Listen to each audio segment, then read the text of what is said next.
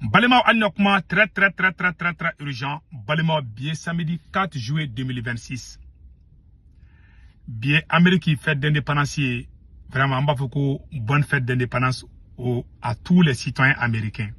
Maliens, ko Français ou comme média dobe ko Jeune Afrique.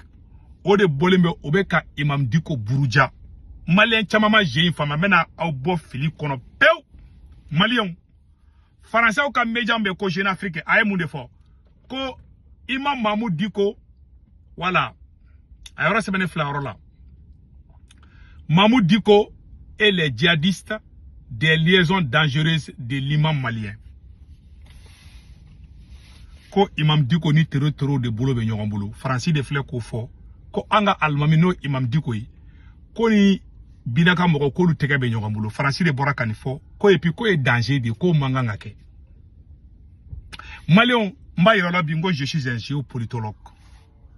Abe kundo. A kunye mouye. Démarche do de beka ke. Mogo do de beka et à travers Mali Solame Chamambe, à travers le Haut Conseil à New York Chamambe, Malien Chamam de beka fobi kan beka faranyoron kan quoi. Anga ya fanyoroma anga bulu di nyoroma. Sorasi ni fleb naloma ou de do ti dien kalama quoi. Et sorasi ngato fanga la kadi français de Mali toka bin quoi. Parce que Mali se ka binga sorasi to parce que betu de ka chaoula. Non de n'en faire le ka saiba et kelen beba. Donc, kunte dawre de ka bo Imam Dicko contrôle. Anye do mangame uye ramale beka ke français ko do ngini imam fe imam mo ke joya fana ko imam ni français de bolo be nyoko mulo. Joya fa ngina. Ambe imam bisigi ne re ke imam bisigi wakati do la de. Ngani français be nyoko mulo me imam ni français te nyoko mulo de ne mbolo da kisebe kan. Imam Dicko ani français te nyoko mulo. Muna Algérie ni Imam Dicko fana kadi mena ndado fana sekere la ko fana bi. Pourquoi Algérie be Imam Dicko fait? Amadame le depuis Assimi Goïta wana fangala Imam beta Algérie ka koro. Sadi akana kodonoro mogola munte muni quoi. Francité fait des Maliens qui boulot Francité fait dien kono Maliens ka fara nyokonka. Ni Assimi Goïta doko dongo doko Mali politicien ngana malla kanga mbeka mbulu di nyokoma. Francité dossier wera botukuni mumato Assimi be saran politicien kele nunya. Era koko politicien ni Francais de bolo be nyokoma de. Na Assimi Goïta ko dongo doko Mali politicien ay do Mali koronya farauma. Francais be boka kuma do fomu be Assimi sran. Parce que ibado ala ga danfin mu be ko to selendo ala quoi. To bu keleme ka femu mene ka ku bolo kono fa o sorasidi. Sorasi nyoko betite a betede. Ça n'est fin de fodro ibu blebise ou manipuler kadi quoi. Est-ce que tu vois? Et pourquoi Assimi Goïta ka fanga infiltrer le donc quoi? Na farakanga bembi amani bubu mabeli. Na farakanga bembi amani Abdou Niang parce que au lieu moko crowdi. Mais na farakanga bembi moko munu transition demain à Damenna. Moko munu M5 keleke ben kadou lui. Mais munu na tanyina munu na mando lui parce que lui veut gérer là. Mali be bien couteau galontega là. Ou te fait benake ou ba do fana simiti sifana ou be bodo. Ou bouski ka bindi. Bon, le fait que démarche parce que Imam beka delidi. Assimi Goïta ne démarche sur beka Imam mason. Il me semble que stratégie corps de beka glan. Ka essayer karani ben mais avec la proposition donc a fo Assimi ngana quoi. Mali mogo de farale me nyonga ko ka proposition ke ko Imam kana. Bon, ni Imam ni Assimi Goïta tege di Imam madungo du Imam kana. Wallahi billahi keleme noya. Moko chamante ko roy ibaro do e bagandi do e nalomadi. C'est pour cela Farafin se gatanya fait quoi à cause de l'orgueil. Naloma fanga naloma orgueil de Farafin chamana. Américain y bombe atomique miglan ngo saba allemand dake.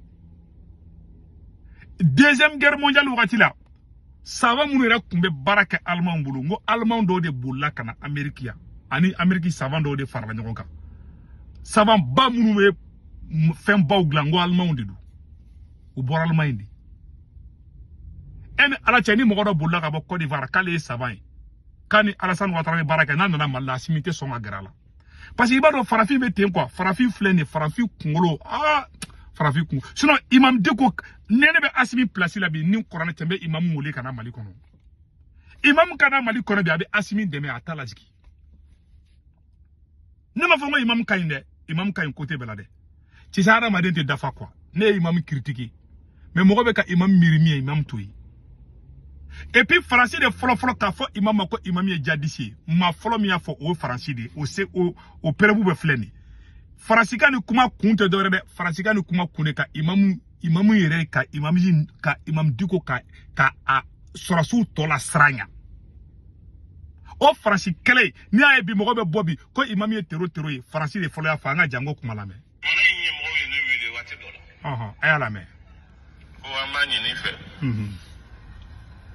ibe jamana indo ini ma chama mbejela shendo o chien ni ada ma de ala yi ke do la ibe ma chama no o chien o amani ni fe ta koron fe ka kuma koron fe mo fe na chama jela yi ka kuma du fe ido do la una hakili ni manzoro o kuma infora domi Français ambassadeur wula ka mobilita ka ta primature la aw be ni wele ka dado jamana in kuma na muna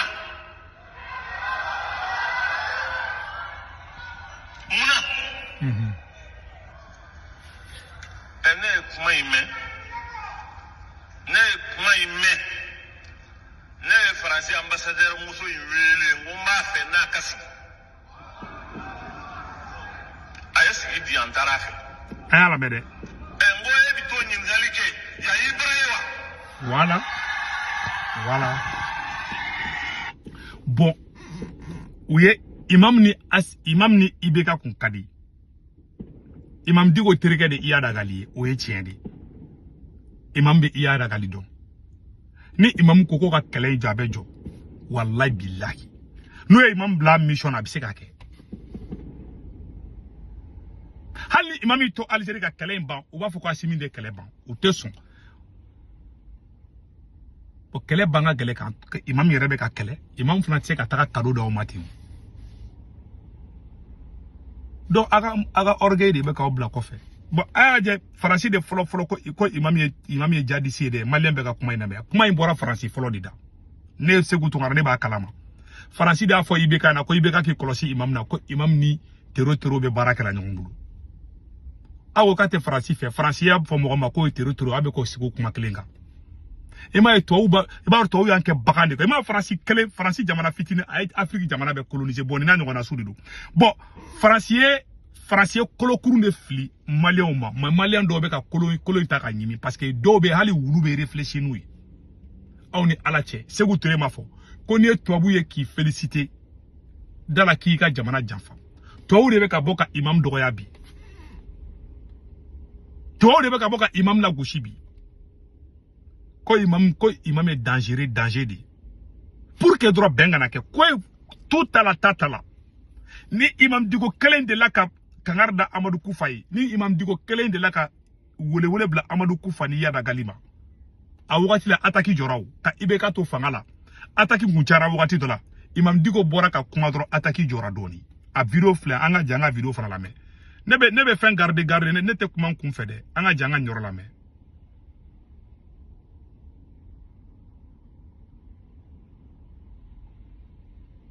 Pleno. Ayala me.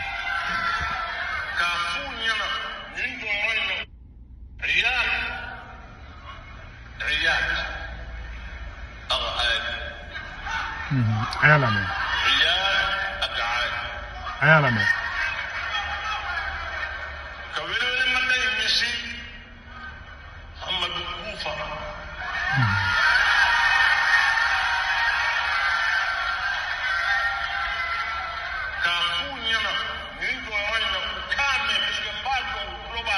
Voilà.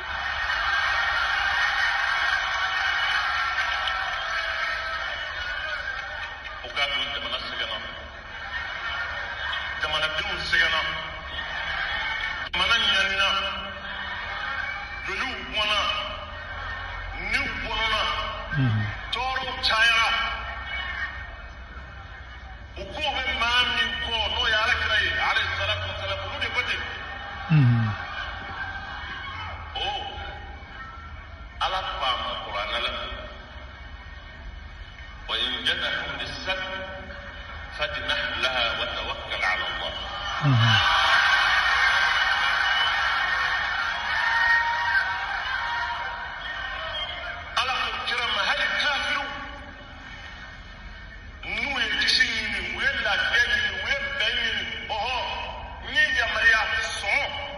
Abana.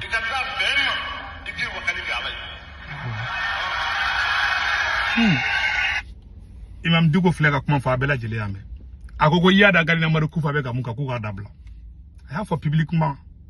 Mais obera webo wahabia uye tero de wahabia nyamo ko fefe be abea fo kateme. Abea video kro bebe abebe ne bolu. Kelenga bambi Mali keleka bambi ate Abdou Niang arrangé ate Boubou Mabel arrangé parce que le war de sura la. Nin korane che Boubou Mabel na Abdou Niang te transition nu ba fe ala kana here kenyi. Ni korane dia mentege daka. Ou te ben fait. Bon, moi, je ben fait. Na fara ko beka baby ko munu be extra ko beka na bia te Boubou ni Niang arrangé. Ou lui infiltré de bon, on devait sur sous kerefe. Iba ou tse ka nya sur ko la. Ni ne be asimi place la bembe imam wole me be wole. Me shogali blambe bebla. Na asimi o ka be nya sur kele la doni.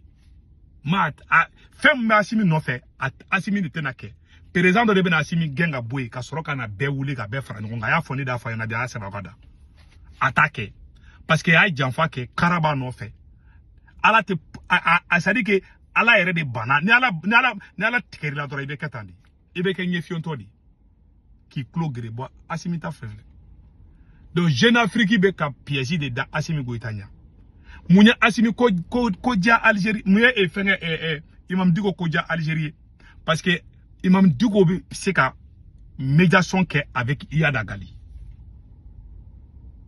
au lien de bout de ñonche on est Algérie tché au drone du Kora ubala peut-être n'était mundo, mais nebe mundo odeni.